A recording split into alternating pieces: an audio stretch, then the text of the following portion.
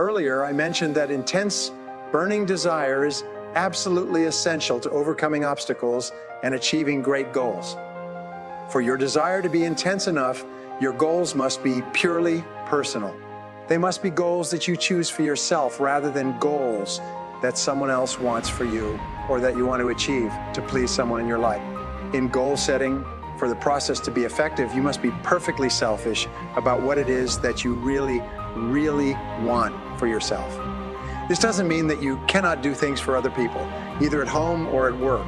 It simply means that in setting goals for your life, you start with yourself and work forward. The great question, one of the most important questions in goal setting, is this: what do I really want to do with my life? If you could do, be, or have anything at all in life, what would it be? Remember, you can't hit a target you can't see. You should return to this question over and over again in the months and years ahead. What do I really want to do with my life? In determining your true goals, you start with your vision, your values, and your ideals. When you begin, these will often feel a bit like fantasies detached from reality. However, now your job is to make them concrete, like designing a dream house on paper. You start with your general goals and then move to more specific goals. 1. What are your 3 most important goals in your business and career right now? 2. What are your 3 most important financial goals right now? 3. What are your 3 most important family or relationship goals right now? 4. What are your 3 most important health and fitness goals right now? The flip side of the above questions is for you to ask, what are my 3 biggest worries or concerns in life right now? What bothers you, concerns you, and preoccupies you in your today life? What aggravates or irritates you? What is robbing you of happiness more than anything else? As a friend of mine often asks, where does it hurt? Once you have identified your biggest problems, worries, or concerns, ask yourself, 1. What are the ideal solutions to each of these problems? 2. How could I eliminate these problems or worries immediately? 3. What is the fastest and most direct way to solve this problem? In 1142, William of Ockham, a British philosopher, proposed a method of problem solving that has come to be referred to as Occam's razor. This way of thinking has become famous and popular throughout the ages. What Occam said was that the simplest and most direct solution, requiring the fewest number of steps, is usually the correct solution. To any problem, many people make the mistake of overcomplicating goals and problems. But the more complicated the solution, the less likely it is ever to be implemented, and the longer the time it will take to get any results. Your aim should be to simplify the solution and go directly to the goal as quickly as possible. For example, many people tell me that they would like to double their incomes. If they are in sales, I ask them, what is the fastest and most direct way to double your income? After they have come up with a series of suggestions, I give them what I consider to be the best answer. Double the amount of time that you spend face-to-face with qualified prospects. The most direct way to increase your sales has always been the same. Spend more time with better prospects. If you don't upgrade your skills or change anything else about what you are doing, but you double the number of minutes that you spend face-to-face with prospects each day, you will probably double your sales income.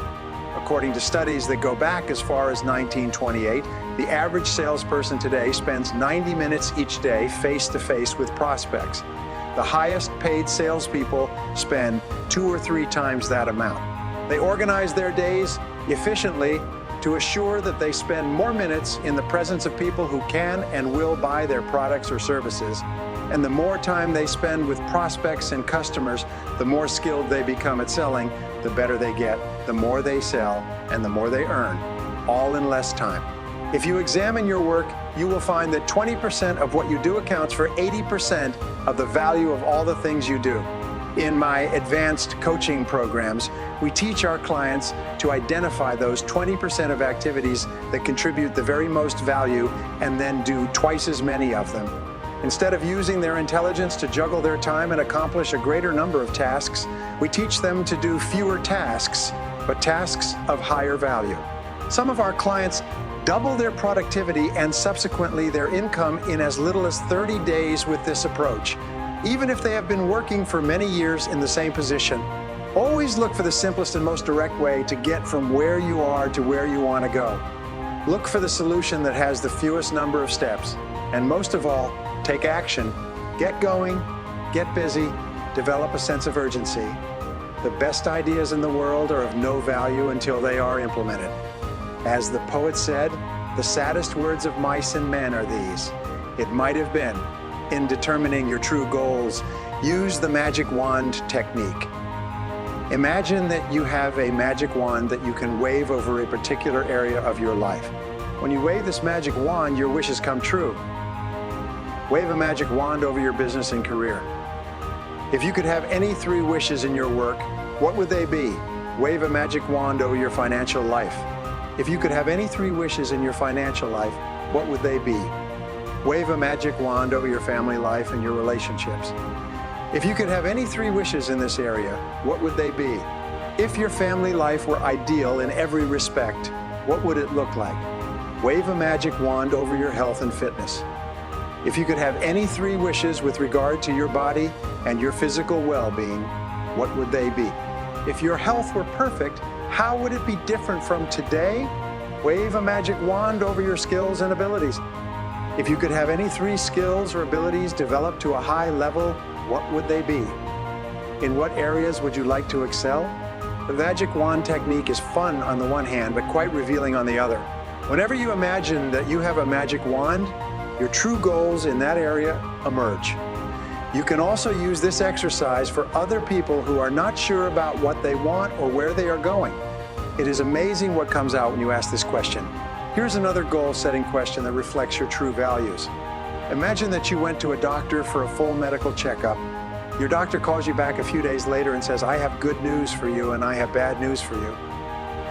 The good news is that for the next 6 months, you are going to live the healthiest and most energetic life you could possibly imagine. The bad news is that at the end of 180 days, because of an incurable illness, you will drop stone dead. If you learned today that you only had 6 months left to live, how would you spend your last 6 months on earth? Who would you spend the time with? Where would you go? What would you strive to complete? What would you do more of or less of? When you ask yourself this question, what comes to the top of your mind will be a reflection of your true values. Your answer would almost always include the most important people in your life. Very few people in this situation would say, "Well, I'd like to get back to the office and return a few phone calls." In setting your true goals, it is an extension of imagining that you have no limitations. Make up a dream list. A dream list is a list of everything you would like to be, have, or do in your life sometime in the future if you had no limitations at all. Mark Victor Hansen, co-author of Chicken Soup for the Soul, recommends that you sit down with a pad of paper and make a list of at least 100 goals that you want to accomplish in your lifetime. Then imagine that you have all the time, all the money, all the friends, all the abilities, and all the resources necessary to achieve these goals. Let yourself dream and fantasize. Just write down everything that you would like to have as if you had no limitations at all. The amazing discovery you will make is that within 30 days after writing out this list of 100 dreams, remarkable things will begin to happen in your life, and your goals will start to be achieved at a rate that you cannot even imagine today. This seems to happen to virtually everyone once they have written down at least 100 goals. You should give it a try. You could be amazed at the results. Here's another goal-setting question. If you won $1 million tomorrow, cash, tax-free, how would you change your life? What would you do differently? What would you get into or out of? What would you do more of or less of? What would be the first thing you would do if you learned today that you had just received $1 million cash? This is a way of asking the question, how would you change your life if you were completely free to choose? The primary reason that we stay in situations that are not the best for us is because we fear change. But when you imagine that you have all the money that you will ever need to do or be whatever you want, your true goals often emerge. For example, if you were currently in the wrong job for you, the idea of winning a large amount of money would cause you to think about quitting that job immediately. If you were in the right job for you, however, winning a lot of money would not affect your career choice at all. So ask yourself, what would I do if I won $1 million cash?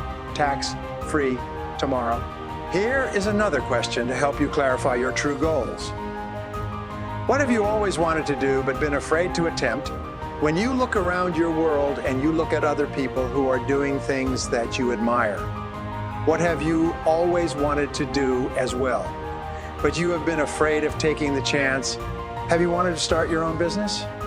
Have you wanted to run for public office? Have you wanted to embark on a new career? What have you always wanted to do but been afraid to attempt? In setting goals for your life, short and long term, you should continually ask yourself, what do I most enjoy doing in each area of my life? For instance, if you could do just one thing all day long in your work, what would it be?